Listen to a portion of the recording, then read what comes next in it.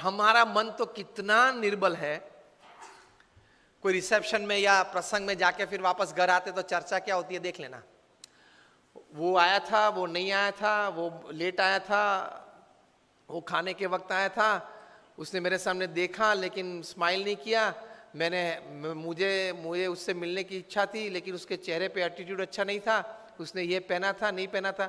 2 घंटे तक फंक्शन के बाद घर में यही चर्चा होती है सबके घर में, यस और नो, वे आए थे वे नहीं आए थे, उसके लिए आप फंक्शन में गए थे।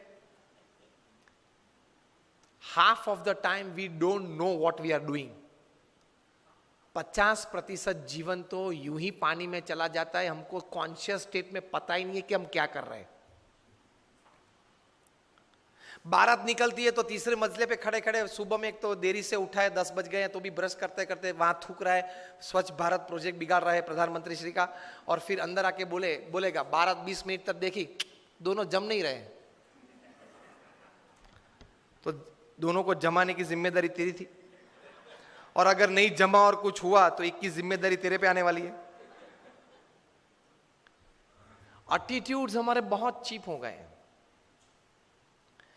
तो मन जरा दृढ़ रखना, accept and welcome wrong attitudes and insults in life. देख तो लो, चेक तो कर लो आप इमोशनली कितने स्ट्रांग है, इमोशनली आप कितने स्ट्रांग है चेक कब होगा? जब आपका किसी ने अपमान किया, जब आप प्रतिष्ठित हो और पोजीशन पे हो, आप अथॉरिटी हो, फिर भी आपकी मनमानी के विरुद्ध कोई अगर ओपिनियन दे और वो भी मीटिंग में दे और मीटिंग में सब मेंबर्स उनको सपोर्ट करे, whether it is pre planned और spontaneous, that is also different story. उस वक्त आपकी अंदर की हालत कैसी बनती है वो आपके एटीट्यूड पे निर्भर होगा। If my opinion works, I am happy to work. If my opinion does not work, somebody else's opinion prevails, I am more happy to work। तो ही महान बन पाओगे। स्टीफन कॉवी ने यही बात लिखी है, the 7 habits of highly effective people पुस्तक लिखा जो सबसे प्रसिद्ध मैनेजमेंट बुक है। उसके बाद उन्होंने एक और अच्छी बुक लिखी है, द 8th हैबिट। उसका सब टाइटल है फ्रॉम इफेक्टिवनेस टू ग्रेटनेस, असरकारकता से महानता तरफ। उसमें यही बात लिखी है। स्टीफन कवी आए थे भारत, 5 दिन रुके ये बुक की प्रमोशन के लिए, 4 सेमिनार किए।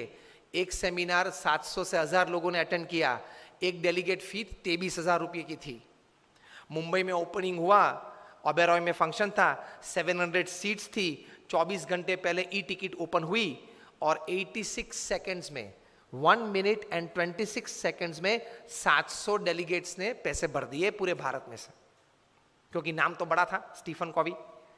6 घंटे के सेमिनार में 5.5 घंटा सेमिनार मैनेजर्स और वीडियो ने चलाया। आधे घंटे के लिए ही सिर्फ स्टीफन कॉवी मंच पे आए थे।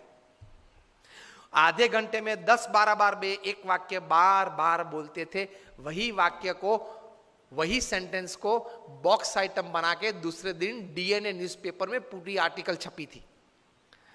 If you have not attended yesterday's Stephen Covey seminar, you can read this article. It is equally good in the thought process of attending the whole seminar.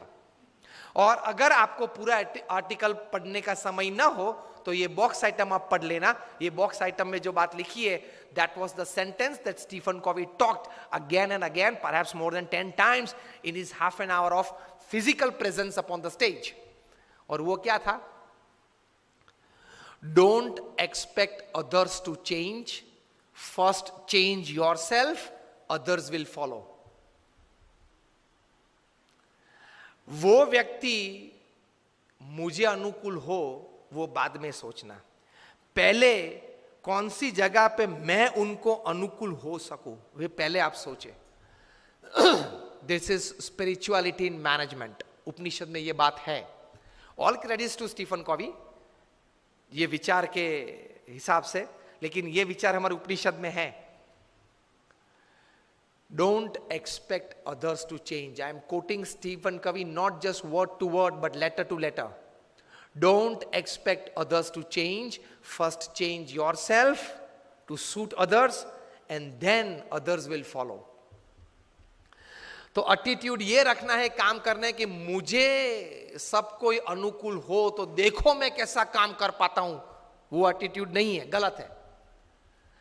आप अपनी टीम को अनुकूल होके सबके पास अपनी एनर्जीज डेवलप करके टीम वर्क बढ़ा के कैसा काम कर सकते हैं, वही सफलता है.